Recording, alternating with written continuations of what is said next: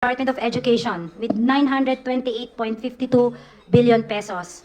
Next is the Department of Public Works and Highways, 881.31 billion. Next is Health with 320.52 billion. Next is Defense, 299.3 billion. Interior and Local Government with 287.48 billion. Agriculture with 239.16 billion. Social Welfare with 227.05 billion. Transportation with 198.60 billion. Judiciary with 67.94 billion pesos. And Labor and Employment with 55.22 billion pesos. Gusto ko lang i-share din, no, para malinaw na yung sa health, kasama po dyan yung sa specialty hospitals natin, yung budget nila, yung ating subsidy sa kanila. Lung Center, Heart Center, at National Kidney. Meron pong nakapaloob doon na 6.69 billion pesos. And yung budget sa PhilHealth na 53.26 billion pesos. For the Department of Agriculture, nakapaloob din po doon yung budget ng Department of Agrarian Reform. May 17.39 billion pesos doon. At yung mga support natin sa GOCCs na attached sa Department of Agriculture, may 67.84 billion pesos doon. And for the social welfare sa DSWD, kasama po dito yung sa NCSC, yung sa Senior Commission on Senior Citizens. May nilagay po tayo dyan na budget na 3.601 billion pesos. So sa increases, I think relatively makikita nyo po na yung Department of Transportation ang may pinakamalaking increase dun sa total budget from the GAA amount. I think it's more than double or triple pa nga yata. What's the DOTR, GAA? Oh. Ano yung GAA ng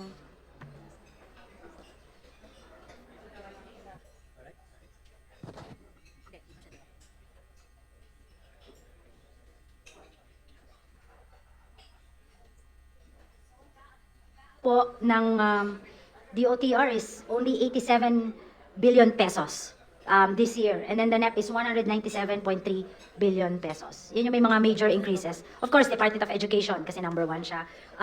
Department of Health, tumaas din siya. Department of Agriculture, tumaas din siya. Decreases. Or NEP. Nag-decrease. Yeah. DPWH. Malaki yung increase ng DPWH because and COMELEC. Yan. Kasi non-election year. Isang DPWH, marami pa po kasi silang ongoing projects from this year's level.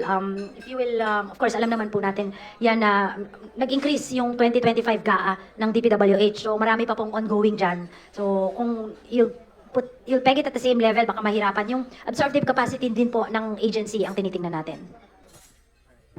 Thank you, Sec. Pangandaman. May we call on Sir Haji Camino for this question? Good morning po. My question is for Secretary Pangandaman. Yung sa issue naman po nung 4Ps, may we know lang po yung difference sa NEP for this year and sa GAA sa proposal po ninyo for next year. I understand na may mga calls to expand the 4Ps. There were some naman na nagsasabi dapat daw pong i-abolish na. And there were fears ng budget cut para po sa 4Ps. May we know po yung wisdom behind the allocation for 4Ps. And yung AKAP po ba, mayroon pa po bang allocation for 2026? Maraming salamat po. Yung 4Ps po, we all know may batas yan, di ba? So, meron yung computation kung ilan ang beneficiaries na binibigyan natin. So, for NEP 2026, we provided a total budget of 112.997 billion pesos. So, intact po yan para sa lahat ng recipients ng ating 4Ps. So, you will see an increase because there's been a reduction from this year's budget. Doon po sa AKAP, wala po yung AKAP sa budget ng DSWD for next year. So, follow up na po. So ibig sabihin, wala pong allocation for AKAP next year? Wala po. Tatanong ko lang po kung magkano po yung allocation para sa 20 pesos na bigas for next year.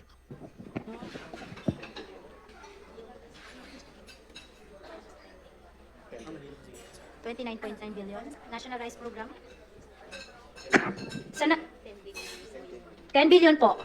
10 billion pesos. Tapos, kasi it's a rice program po under the department, it's a flagship program po under the Department of Agriculture, so National Rice Program. So meron pong 10 billion dyan for that, and then nakapasok po kasi siya sa isang programa under that, which is Rice for All. And then meron 29 billion, almost 30 billion kasi yung sa RCEF. Yung bagong batas po natin sa RCEF, nag-increase na yung proceeds. 30 billion na po siya for next year. Ma'am, linawin ko lang, kasama po rito yung ina-allocate para po doon sa subsidy. Yes, yes sir. Kasama po. Thank you po. Kay Kong Mika po. Kong, totoo po ba na binago yung legislative calendar para daw ma-accommodate na ma-approve ng House yung on third reading yung budget bago mag-break? So, yesterday po, in-adopt po ng both houses, on the part of the House and the Senate, yung pag-amend po ng legislative calendar. So, instead of ending on October 3, October 10 na po yung bagong end ng legislative calendar before the short recess. So, we're confirming po. As we always do, and as the speaker said po, we will do our best to finish the budget as soon as possible. So we will work hard po, tuloy-tuloy po yung ating mga deliberasyon para po kung kakayanin natin ay maaprubahan na din po sa third and final reading. So we're working on that po. We're going to work as fast as we can at kung ano man po yung kaya nating tapusin by October 10. Maaga din po tayo magsisimula ng deliberasyon dahil ngayon po ay nasa sa atin na yung NEP. Sa Lunes po, August 18 ay magsisimula na po yung DBCC. So yung DBCC, pag kinek off po natin yan ng August 18, tuloy-tuloy na po lahat ng ating mga committee hearings at pagkatapos po noon yung ating mga deliberasyon sa plenaryo. Kaya tuloy-tuloy po tayo mula po August 18 hanggang October 10. Thank you, Chairperson Swansing. For the next question, may we call on Ms. Mela Lesmores from PTB4. Hi, good morning po. Kaya Sec Amina lang po yung tanong ko. Ma'am, gaano po kalaki yung allocation ngayon at mabibigyan ba ulit ng pondo yung para sa AFP Modernization Program? And i-relate ko na rin kasi ang AFP din naman, ang dami nilang tinutugon ng paring problema nandiyan yung West Philippine Sea. Paano natin in-incorporate at pinahalagahan yung mga isyong kinaharap ngayon ng AFP para sa pagbabudget sa kanila? Thank you po. AFP Modernization Program po, meron tayong 40 billion, tama ba? Page 12. Sa AFP Modernization Program, we provided 40 billion pesos. Tama ba ako? Walang amount. Ayun. Meron po. Yes. 40 billion pesos. This is an increase of 5 billion pesos if you compare it with the General Appropriations Act. 35 billion lang po yung nakalagay sa GAA natin ngayong taon. So meron tayong 40 billion for next year. And ano pa?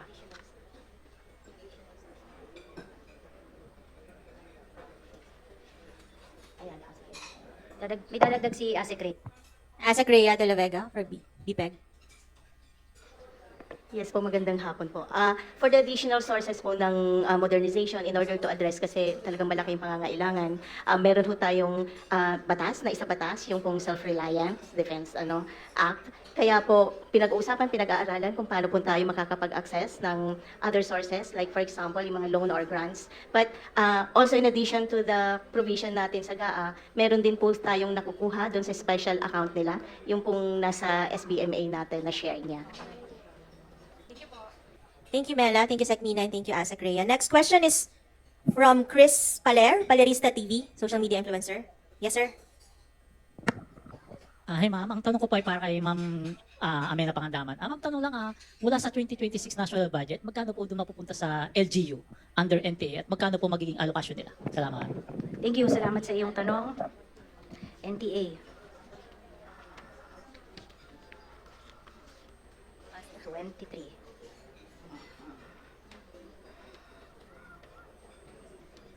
Okay. Ang total po na funding para sa, ito po yung tinatawag na allocation to local government units, ALGO po, is 1.344 trillion ang total po dyan na for 2026 National Expenditure Program. And of that amount, 1.191 trillion accounts for the national tax allotment. So if you compare it from this year's budget, automatic appropriations po to, sir. So if you compare it for this year's budget, tumaas po siya ng 158.5 billion or 13% po ang tinaas. Ito po kasi kinukompute po to, depende po, may batas po to and it's automatic appropriation. Kinukompute po to, depende dun sa revenues po ng buong ekonomiya natin and then we give them their share. Yun po, sir. Okay, thank you po. Alright. For the next question, may I call on Mr. Ed Sarto from DZME?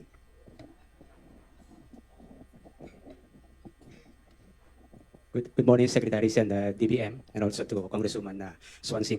Based on your briefer, ma'am, the debt burden is already pegged at 978.7 billion pesos, close to trillion already. And this is, I understand, is automatic appropriations.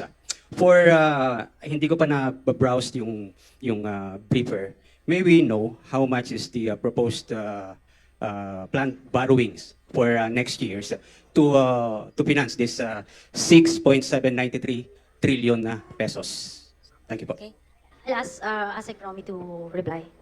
Asek Romy? Yeah. So meron tayong deficit na around 1.5 trillion for 2026 and there will be a gross borrowing around 2 trillion na hihiramin pa ng ating Department of Finance. So ang mangyayari, pero ang debt to GDP ratio natin from 2025 is already at 61.3% of GDP. We are trying to really move towards a downward trajectory until 2028 magiging 60.3% of GDP. Tumataas yung utang, pero we make sure that our GDP growth would really outgrow our debt increases. So kailangan po natin tingnan natin na yung debt to GDP is actually decreasing over time. Ngayon, paano natin ma-ensure na yung debt to GDP is decreasing? Titingnan din natin yung deficit to GDP. Yung deficit to GDP po natin ngayon for 2025 is targeted at 5.5%. For next year, 2026, bababa po siya ng 5.3 deficit to GDP. So may kita natin na kahit tumataas yung utang, yung deficit to GDP ay pababa po. Ito po ay totoo hanggang 2028. And kung extend pa natin hanggang 2030, meron din kaming projection para dyan na makukuha natin ng 3%, 3.1% to GDP by 2030. Last question po. How much is the target revenue collection for 2026? BIR and Bureau of Customs and other earning agencies. Thank you po. Okay, for 2026, yung total revenue collections would be 4.983 trillion. And then, yung tax revenues would be 4.6 trillion. Non-tax revenues would be 350 billion. And then yung disbursement natin nasa 6.6 trillion. So all in all, ang ating deficit would be 1.6 trillion and that's equivalent to 5.3% of our GDP.